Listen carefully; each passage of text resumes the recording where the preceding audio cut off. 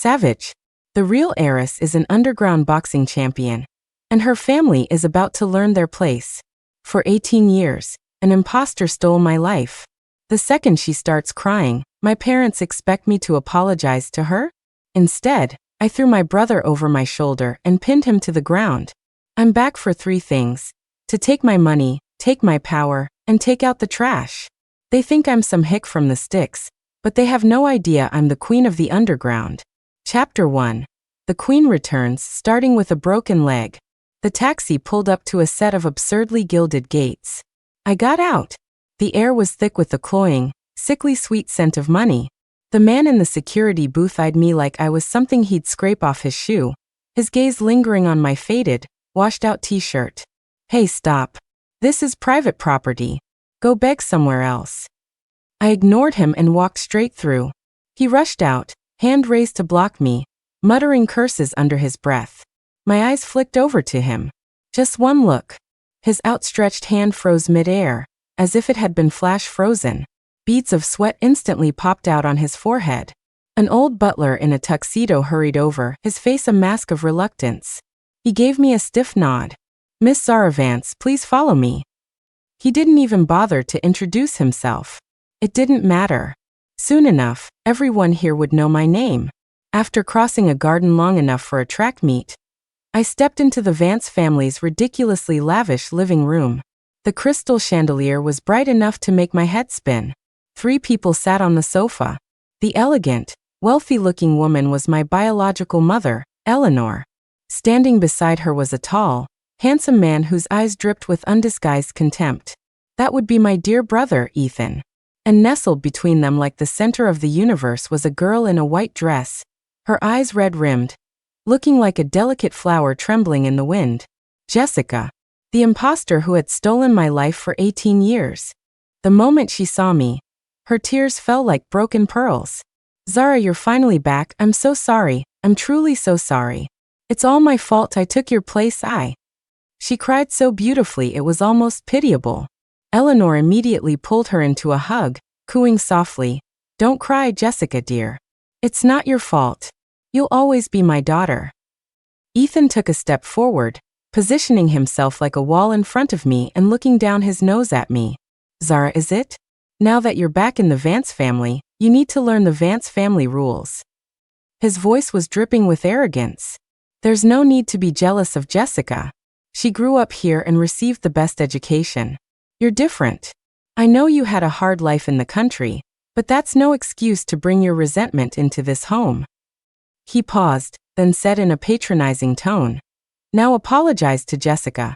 Apologize for your appearance, which has caused her so much anxiety." I just stared at him, like I was watching a pathetic clown. Apologize? Seeing my silence, Ethan's patience wore out. He frowned and reached out to shove my shoulder. "Are you deaf? I'm talking to you." His hand was fast. My movements were faster. A split second before he touched my shirt, my hand shot out and clamped down on his wrist. Twist. Duck. A clean, decisive shoulder throw. Bam. With a loud thud, my 6-foot-something brother was slammed onto the expensive Persian rug like a sack of potatoes, sending a cloud of dust into the air. The screams from Eleanor and Jessica were ear-splitting. I paid them no mind. I lifted my foot and brought it down hard on Ethan's chest. His face contorted in pain. He tried to struggle but found my foot was like a mountain, pinning him completely. I took out my phone, aimed it at the humiliated, pained face beneath my boot, and snapped a picture. I casually sent it to the Vance family group chat the butler had just added me to. Then I added a caption. "The golden boy? Is this all you've got?" After all that, I slowly bent down looking at his face, now turning red from lack of oxygen. My voice was soft but ice cold. "Don't talk to me about feelings. It's bad for business. I'm back for 3 things. To take my money, take my power, and take out the trash." Finally, my gaze traveled past him to Jessica, who was so terrified she had forgotten to cry. I turned to the trembling old butler and gave my first order. "Take this trash out. Both of them." Chapter 2. You call this a helpless girl? The room fell silent. The butler's legs were shaking, his lips trembling so hard he couldn't form a word. Eleanor finally snapped out of her shock. She pointed at me, her fingers shaking like a leaf in an autumn wind. You devil! You're insane. Let Ethan go." I acted as if I hadn't heard, applying more pressure with my foot. Ethan let out a pained grunt, his face turning a deep shade of purple. Just then, a furious roar came from the doorway. "Stop. You wretched girl." A middle-aged man in a sharp suit, his face contorted with rage, stormed in. "Robert Vance. My dear father." When he saw his precious son pinned under my foot and his adoptive daughter cowering in fear, his eyes instantly turned red. "I said let him go," he bellowed, like an enraged lion. I slowly lifted my foot. Ethan immediately started gasping for air like a fish on land. Ignoring Robert's murderous glare, I walked over to the bar and poured myself a glass of water. My indifference was the final match to Robert's fuse. "Insolence. This is absolute insolence," he sputtered, trembling with fury. "You think you can do whatever you want just because you're back. Let me tell you, as long as I'm the head of this household, you will follow my rules." He whipped out his phone and dialed a number. "Finance. Freeze all the bank cards we just issued to Miss Zara Vance. Every single one. Don't let her touch a penny." He thought that would bring me to heel. Pathetic. He hung up, still fuming, and dialed another number. "Rick, get your guys over here. Yes, all of them. Every guard. To the main house now. I'm going to teach this girl what the Vance family rules are." Less than 2 minutes later, a dozen burly bodyguards in black suits flooded into the room. Each one was built like a tank, with a calm, steady presence that marked them as trained pros. I heard they were all ex-special forces. Robert pointed at me and gave the head bodyguard his order. "Grab her. Make her kneel and apologize to Ethan and Jessica." The bodyguards exchanged uneasy glances, clearly not expecting their target to be such a seemingly frail girl. But an order was an order. The leader gave a nod, and a few of them started to close in on me. "Miss, apologies in advance." I took a slow sip of water, walked to the garden door, and glanced back at them. "There's more room outside." It was a blatant provocation. The bodyguards' faces hardened. They surrounded me in the garden. Robert and Eleanor stood at the doorway, their faces alight with cruel anticipation, waiting for the show, for me to be beaten into submission. Ethan and Jessica leaned on each other for support, their eyes fixed on me with pure hatred. I finished the last of my water and tossed the glass aside.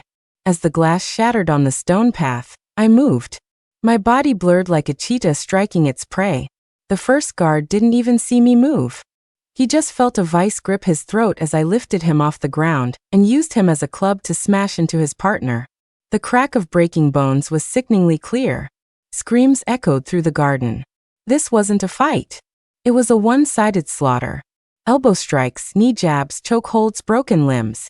Every move I used was a simple, lethal technique honed in the underground fight pits. Less than 3 minutes. The garden was littered with bodies, the only sound the groans of the defeated. I walked up to the only man still standing, the head bodyguard. He stared at me with pure terror, as if he were looking at a monster. I lifted my foot, stomped on his wrist, and then slowly, deliberately pressed down. Crack. The sound of his wrist dislocating made the 4 spectators at the door turn pale.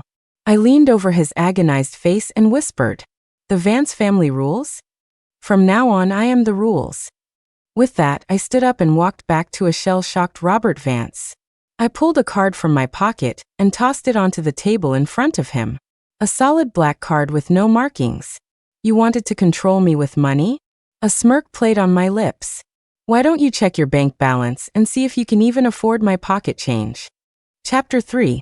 Cleaning house, my rules. That black card seared itself into Robert Vance's eyes. Of course he recognized it. It was the globally exclusive Centurion Black Card. You couldn't even apply for one without a net worth in the billions. He was utterly speechless. Shock, confusion, and a flicker of fear warred on his face. I had no interest in watching his little meltdown. The message had been sent. Now it was time for my take out the trash phase. I pointed at 2 maids cowering in a corner. "You two. Upstairs. Pack up everything in Ethan and Jessica's rooms. Everything." The maid's legs gave out, and they nearly collapsed. Miss Zara, we can't." My gaze swept over them. The cold, emotionless killing intent in my eyes was like a knife to their hearts.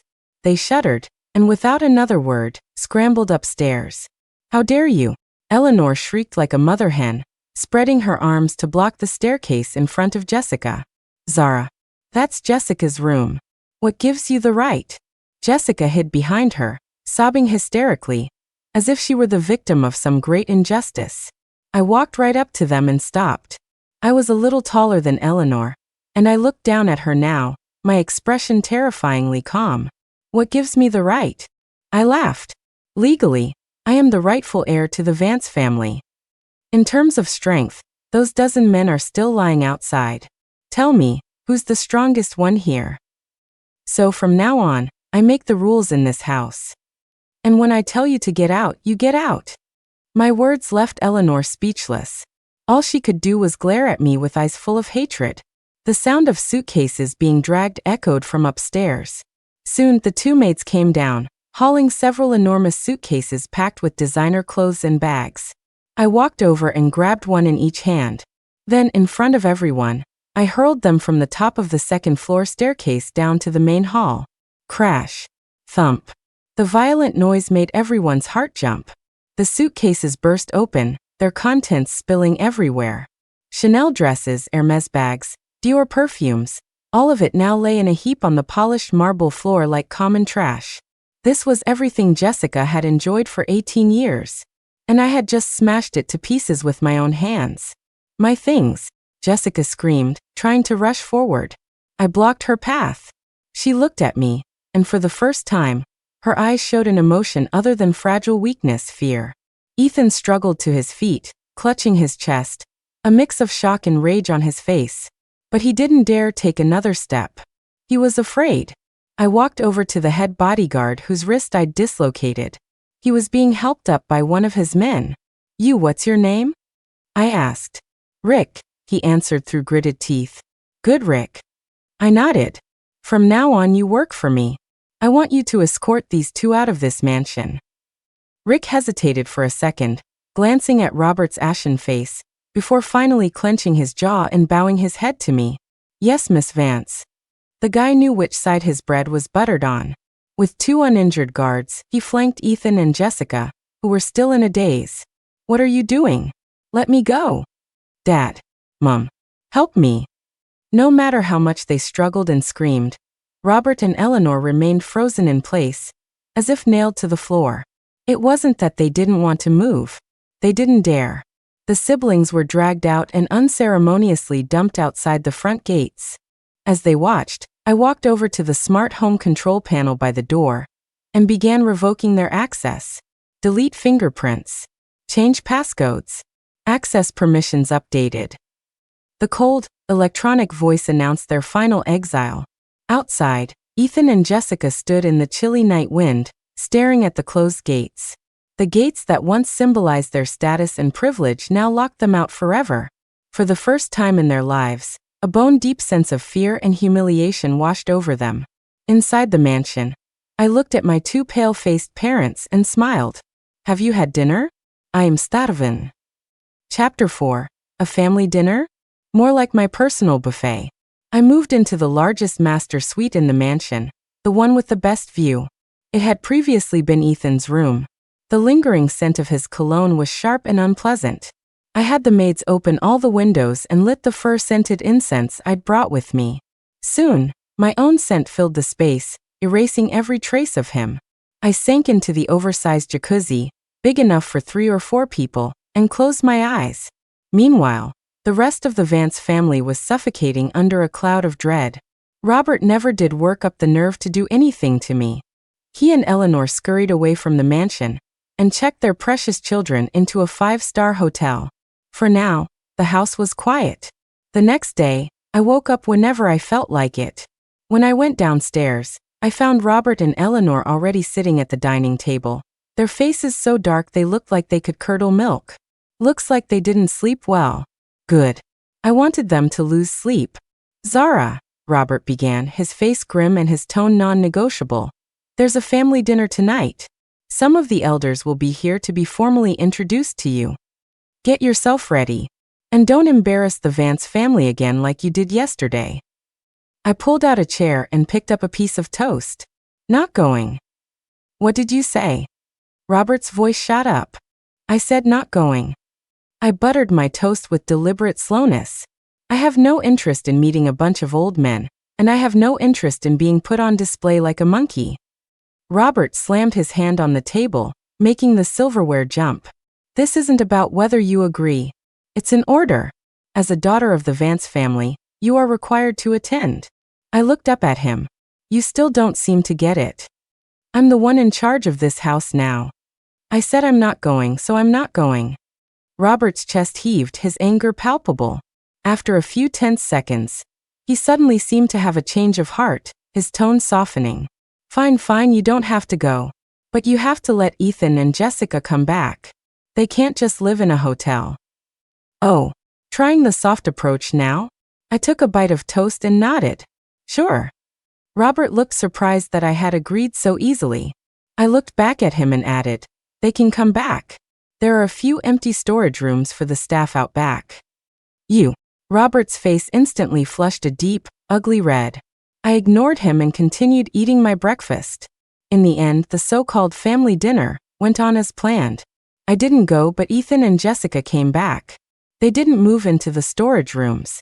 Robert had cleared out 2 rooms for them in an auxiliary building farthest from the main house. It was a silent compromise. As the dinner began, I was on my master suite's terrace, watching the lively scene in the main dining room through a pair of binoculars. A crowd of elegantly dressed men and women held champagne flutes and exchanged fake smiles. Robert stood at the head of the table, delivering a long-winded speech about family tradition, respect for elders, and the bonds of blood. Every word was a thinly veiled jab at me, his rebellious daughter. Too bad I couldn't hear a thing. I yawned bored, until a maid brought up a tray of food. Australian lobster, Kobe beef, black truffle pasta. All the main courses from the dinner downstairs. I'd had the kitchen make me a separate portion. I ate the gourmet meal while watching them starve below, forced to listen to Robert's empty promises. Felt pretty good. Halfway through my meal, my phone rang. It was Robert. I answered and put it on speaker. Zara, what in the hell do you think you're doing? All the elders are waiting for you. Get your ass down here right now. He was trying to keep his voice down, but his rage was practically boiling over. I dabbed my mouth with a napkin, picked up a piece of steak, held it close to the microphone, and chewed slowly. On the other end of the line, Robert's breathing grew heavier and heavier. I swallowed my food before speaking coolly. Are you done? Good, because I'm done eating. The meal was excellent. Great flavor. Put it on your tab. Then I hung up. I could just imagine Robert on the other end, probably on the verge of a heart attack. I stood up and walked to the edge of the terrace, looking down at the crowd below. I picked up the glass of red wine I'd been drinking and, with a flick of my wrist, sent its contents sailing over the edge. The red liquid arced through the night sky like a shower of blood. In my mind, I sent them a message. In this house, the one with the biggest fist makes the rules. If you don't like it, feel free to call in more goons and try me again. Chapter 5. A trash company? Perfect for practice. Since brute force wasn't working, Robert and Ethan decided to try a softer approach. Or rather, a more underhanded one. A few days later, I attended a Vance Industries board meeting for the first time as Miss Vance. The conference room was filled with men in sharp suits who all looked the part. They stared at me with a mixture of curiosity, scrutiny, and a barely concealed hint of contempt. My glorious deeds, breaking my brother's ribs and kicking my adoptive sister out of the house, had clearly made the rounds in the high society gossip mill. Robert cleared his throat and, as chairman, formally announced my return to the family. Then he changed his tune. Zara has just returned and isn't yet familiar with the group's operations. However, she's very ambitious and has offered to help share the family's burden. As her father, I am deeply gratified. I watched his performance with a blank expression. After consulting with several board members, we have decided to appoint Zara as the general manager of Aegis Security, a wholly owned subsidiary of the group, effective immediately. The announcement caused an uproar. Whispers buzzed through the room like a swarm of flies. I saw Ethan sitting across from me, a smug, gloating smile on his face. Aegis Security. I'd had my people run a full background check on Vance Industries before I came. To call this company a subsidiary was being generous. It was, for all intents and purposes, a trash asset.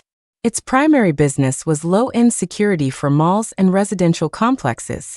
Plagued by mismanagement and corruption, it had been losing money for 3 straight years and was hundreds of millions in debt.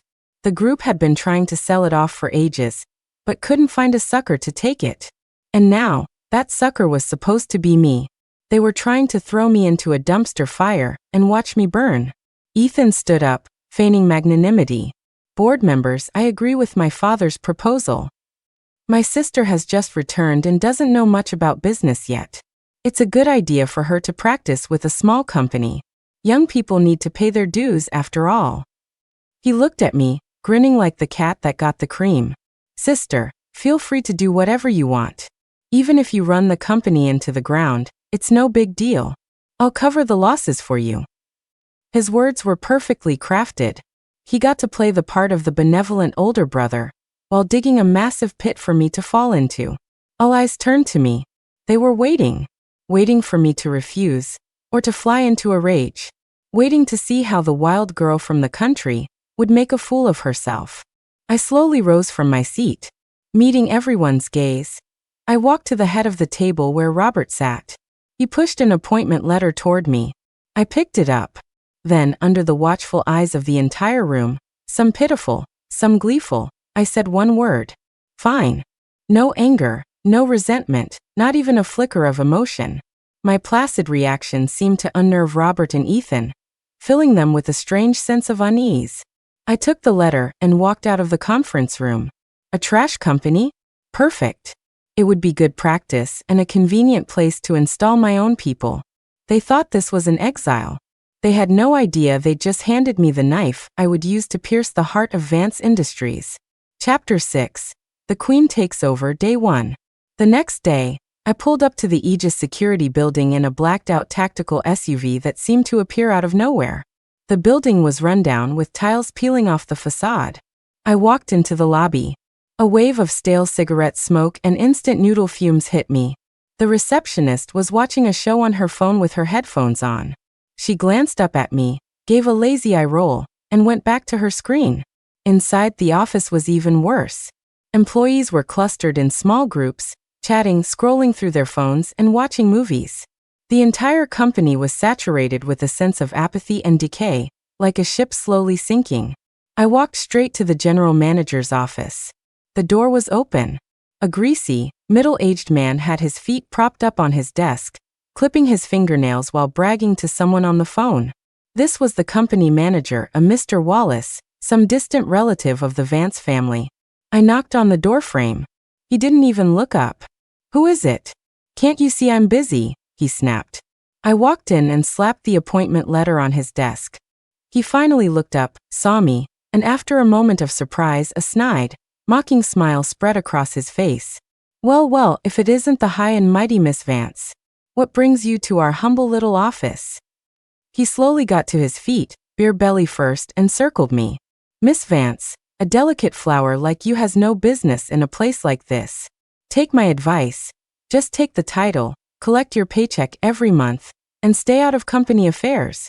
Got it? He was trying to put me in my place. I looked at him and smiled. The next second, I swept my arm across his desk, sending a tidal wave of files, coffee mugs, and his computer crashing to the floor. The office echoed with the sound of shattering chaos. The smile on Wallace's face vanished. What are you doing? I stepped toward him, looking down at his bloated face. What am I doing? I'm announcing that you are fired. Wallace's face turned purple with rage. He pointed a trembling finger at me and screamed. You can't. I was appointed by Chairman Vance himself. Who the hell do you think you are? He lunged, trying to grab my collar. I sidestepped his clumsy attack and drove my foot into his knee.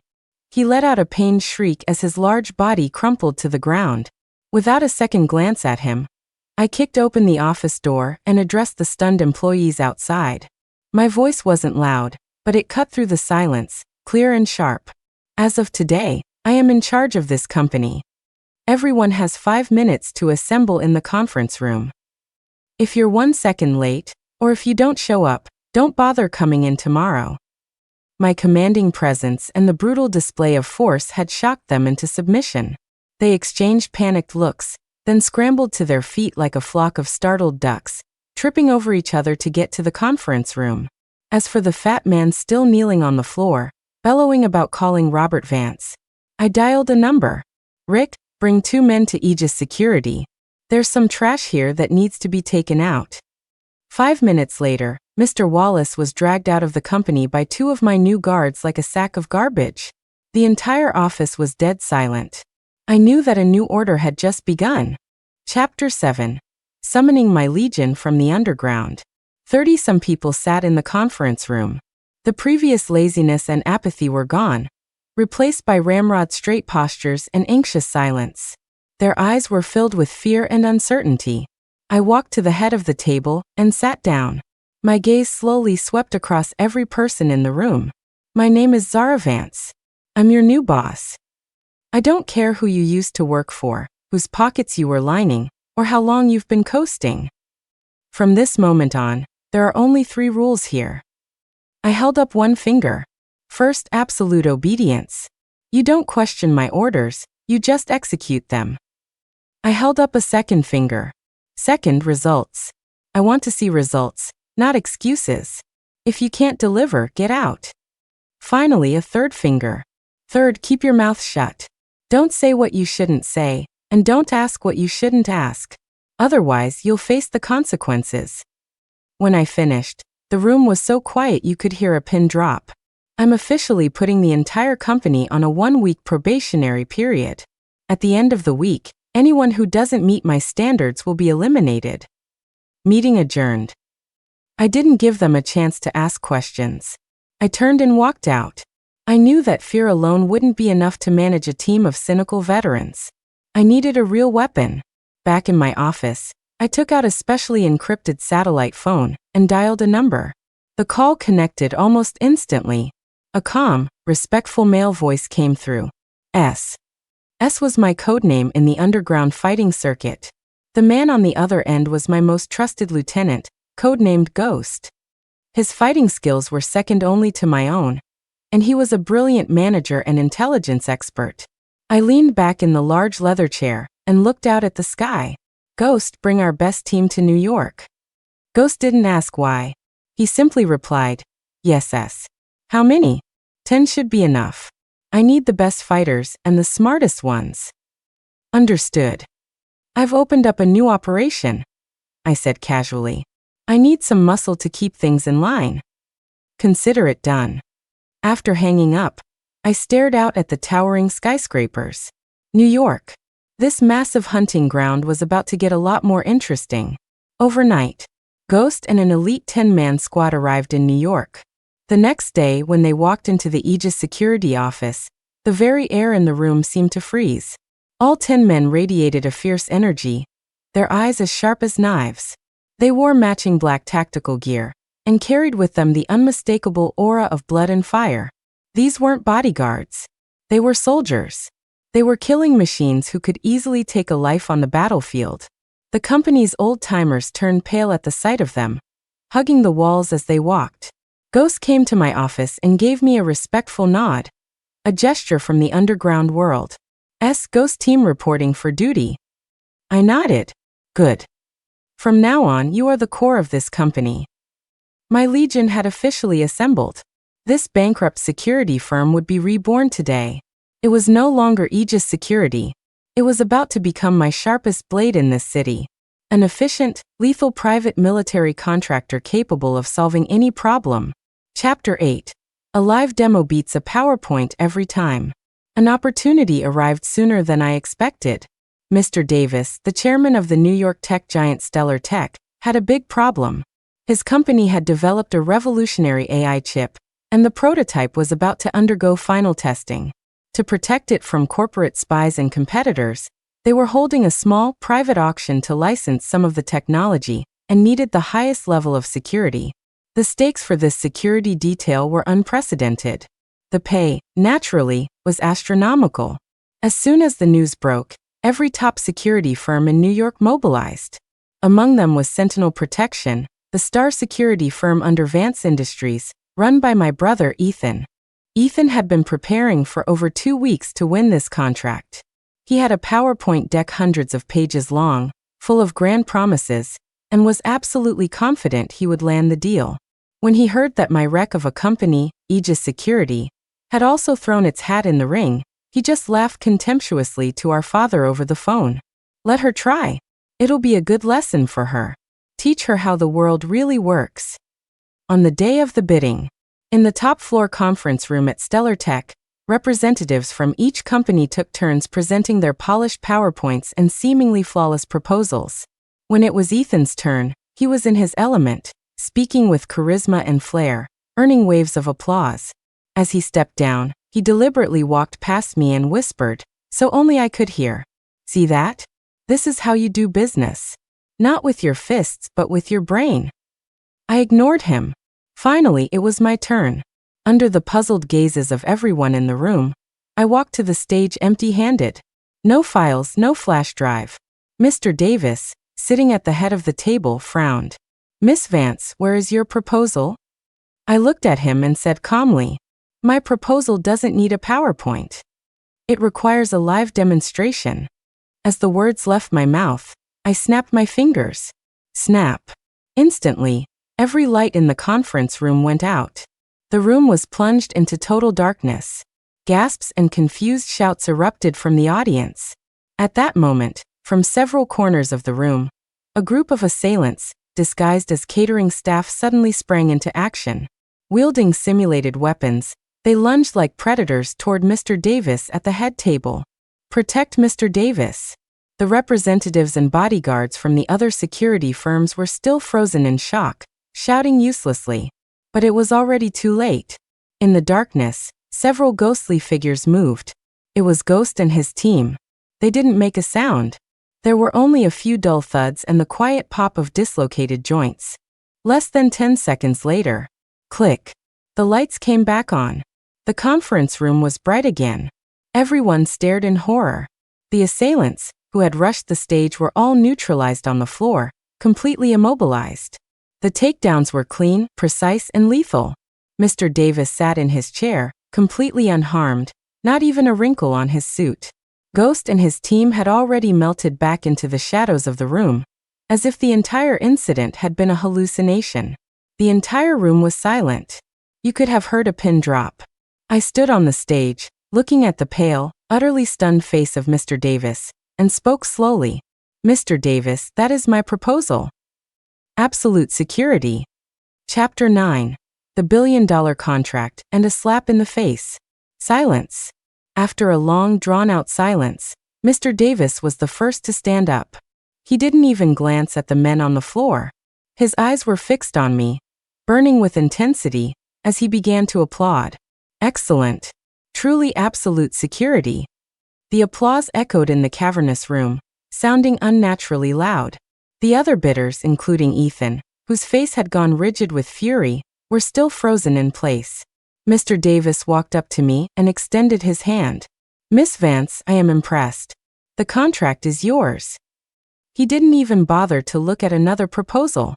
He turned to the other bidders and, in front of everyone, said bluntly, Gentlemen, you showed me beautiful plans and data.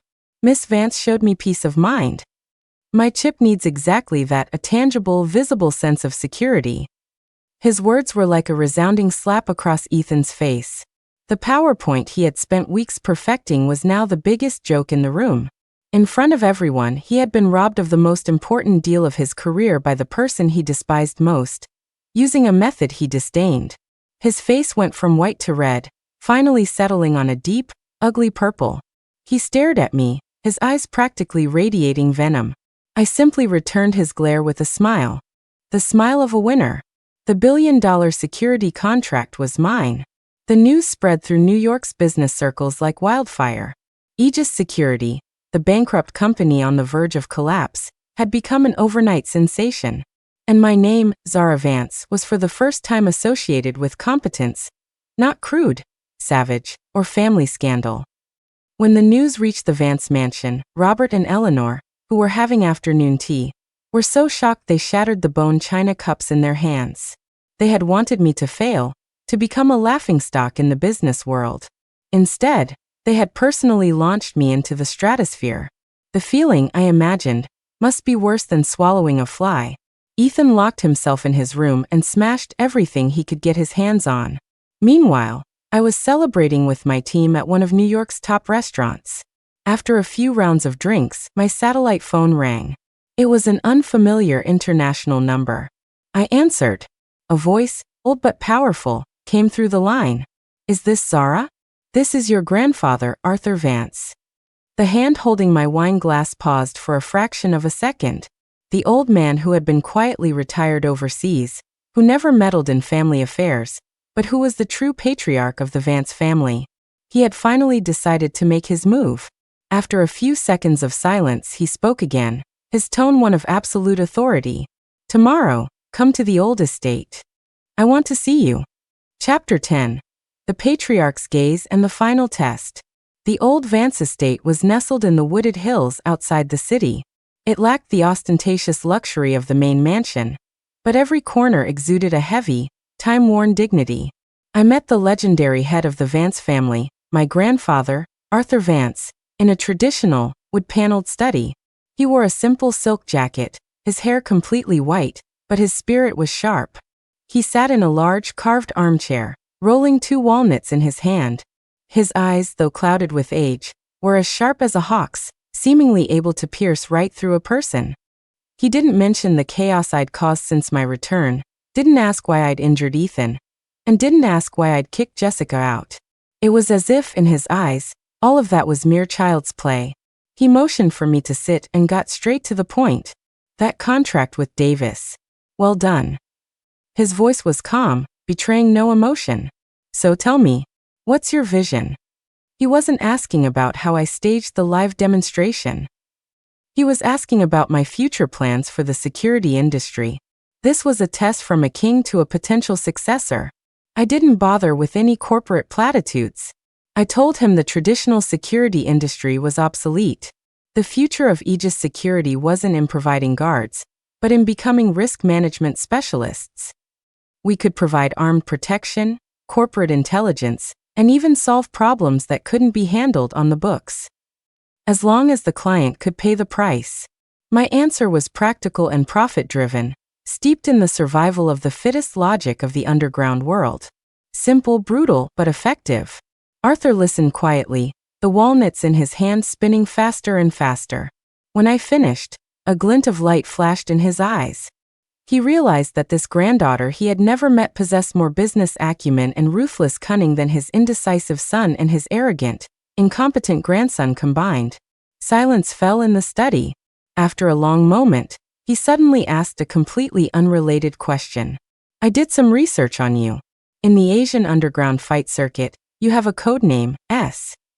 365 fights, all wins, 100% knockout rate. You've already reached the pinnacle of that world, and you've amassed a fortune most people couldn't earn in 10 lifetimes." He looked up, his sharp eyes locking onto mine. "Tell me, with all that power and all that money, why come back to a small pond like the Vance family?" This was the real question he wanted to ask today. An uncontrollable, powerful individual was a double-edged sword for any family. I met his gaze without flinching. "Because the family name is Vance and my name is Vance. It was always supposed to be mine." I paused, a cold smirk touching my lips. "As for loyalty, my loyalty is to myself. If the Vance family wants to share in the spoils of my victory, then they had better keep up and not drag me down." The words were shockingly defiant, but they were also overflowing with absolute confidence. Arthur Vance stared at me for a long time. Finally, a rare, satisfied smile spread across his perpetually stern face. He took a small box from his drawer and pushed it toward me. Inside was a seal carved from a single piece of exquisite, honey-colored soapstone. Engraved on it was a single character from his name, Arthur. "This is my personal seal," he said. "With it, you can command any resource within Vance Industries, including removing Robert as chairman." Just like that, he handed me the highest authority in the Vance family. He was betting on my ambition and on the future of the family. Chapter 11. The Imposter's Desperate, Vicious Ploy. My grandfather's endorsement hit the Vance family and Vance Industries like a bombshell. With the highest authority in my hands, my status within the group skyrocketed. I crushed Ethan, vetoing or replacing several of his key projects with more efficient plans of my own. He became a laughingstock within the company, a leader in name only. For Jessica, it was a catastrophe. She felt, with a keen sense of dread, that there was no longer a place for her in this family. If things continued this way, she and her family would be ruined forever. Desperate people do desperate things. She reached out to the Harrisons, a rival family that had long been circling Vance Industries like vultures. She also contacted her birth mother, Susan Miller, the nurse who had sealed our fates by swapping us at birth. A vicious plan began to form in the shadows. My intelligence network, led by Ghost, quickly intercepted their communications. The plan had two parts. First, a setup. They planned to use one of my company's international security shipments, hide illegal contraband inside a container, and then anonymously tip off customs and the police. Smuggling.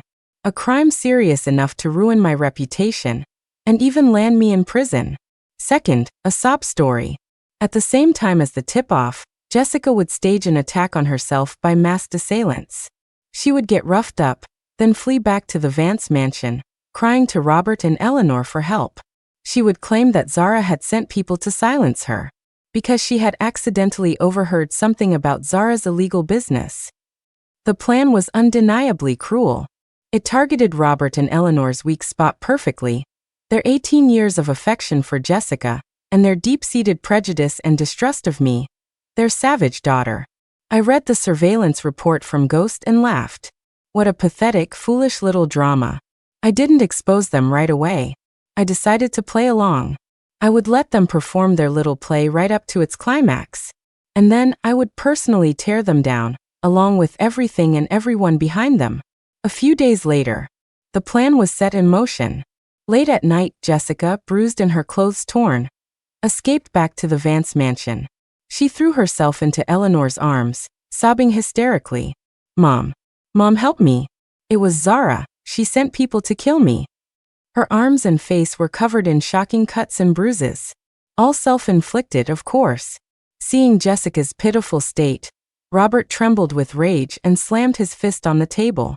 That monster! How could she?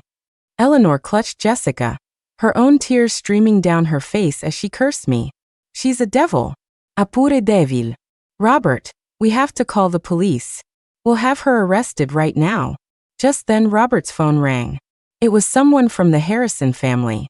On the phone, the person anxiously informed him that customs had received a tip and was raiding one of my company's cargo ships, where they had supposedly found a large quantity of smuggled goods. All the evidence fit together perfectly. In that moment, any last shred of familial feeling Robert and Eleanor had for me was utterly destroyed. They looked at the trembling Jessica in their arms, their hearts filled with overwhelming guilt and rage. They were completely convinced of their adoptive daughter's innocence, and of their biological daughter's venomous cruelty. Robert hung up the phone, his eyes turning cold and resolute. We're not calling the police. I'm calling a family meeting myself. I'm going to disown that monster and banish her from the Vance family for good. Chapter 12. The Truth Revealed, a Coronation in the Ruins. The joint customs and police operation was swift and decisive. They raided my company's ship at the port and broke open all the containers. To their surprise, however, the ship was clean. Apart from the legitimate cargo, there was nothing. At the same time, another cargo ship belonging to the Harrison family was found to have a major problem. Ghost's team had intercepted the plan long before. They had removed the evidence planted on our ship and in a beautiful switcheroo, moved it onto the Harrison's ship, adding a little something extra for good measure. But back at the Vance mansion, the group assembled for my public trial was still completely unaware of this. The living room was filled with extended family members. Robert and Eleanor sat at the head, their faces like stone. Jessica, looking like a frightened little bird, huddled in Eleanor's arms, her shoulders shaking with pathetic sobs. This was the scene I walked into. Everyone stared at me with looks of disgust and contempt. The moment Robert saw me, he slammed his hand on the table and shot to his feet. "You monster! You dare to show your face! Look what you did to Jessica! Your smuggling ship has been seized! What do you have to say for yourself? Today, in front of the entire family, I am disowning you. The Vance family has no place for a daughter as black-hearted as you." He was self-righteous and heartbroken. I looked at him like he was an idiot. I didn't offer a single word of defense. I simply walked to the massive projection screen in the living room, took out a flash drive, and plugged it in. "Before you pass judgment, maybe we should all watch something interesting." I pressed play. The screen lit up. A clear video began to play. The footage showed Jessica, a representative from the Harrison family, and another middle-aged woman, all scheming in the private room of a coffee shop. Their conversation was recorded in crystal-clear audio. And then, "I'll just say Zara's men attacked me. My parents will definitely believe me. Make sure that contraband is planted securely. Once she's arrested, she'll never recover." One video clip followed another. There was surveillance footage of them sneaking contraband into my company's containers. There was a clip of Jessica in her own room, looking in the mirror as she carefully cut her own arm with a small knife. A murmur went through the room. The color drained from Jessica's face. The expressions on Robert and Eleanor's faces shifted from fury to shock and disbelief. But it wasn't over. The final video clip switched to an interrogation room. The middle-aged woman from the coffee shop meeting, her birth mother, Susan Miller, faced the camera and began her full confession. She detailed how, 18 years ago, out of jealousy for Eleanor's wealth, she had maliciously swapped their 2 babies. Even more damning, she confessed that Jessica had known the truth about her parentage since she turned 18, but she chose to hide it. Furthermore, she had been secretly funneling money from the Vance family to support her biological parents and her gambling-addicted brother. The video ended with Susan Miller's tearful confession. Jessica said that once she had full control of the Vance family, she would bring me, her father, and her brother to live a life of luxury. The video ended. The entire living room was plunged into a dead silence. Robert swayed on his feet, as if all his strength had been sucked out of him, and collapsed back onto the sofa, his face ashen. Eleanor's eyes were wide, her mouth agape. She stared at the screen, then at the daughter she had cherished for 18 years, and began to tremble violently. Their faith had shattered. The kindness they were so proud of, the family bond they had believed in so fiercely, was in that moment ripped to shreds and exposed as a colossal joke. And the architect of it all, Jessica, had crumpled to the floor, her face colorless, muttering, "No, it's not true, it's not true." I slowly walked to the center of the room, standing amidst the wreckage of this shattered, hypocritical family. I looked at the 2 fools whose world had just collapsed and at the pathetic clown whose game was up. And I smiled, a cold, triumphant smile.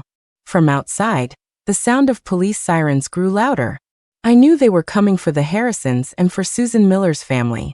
They were also coming to witness my coronation. The end.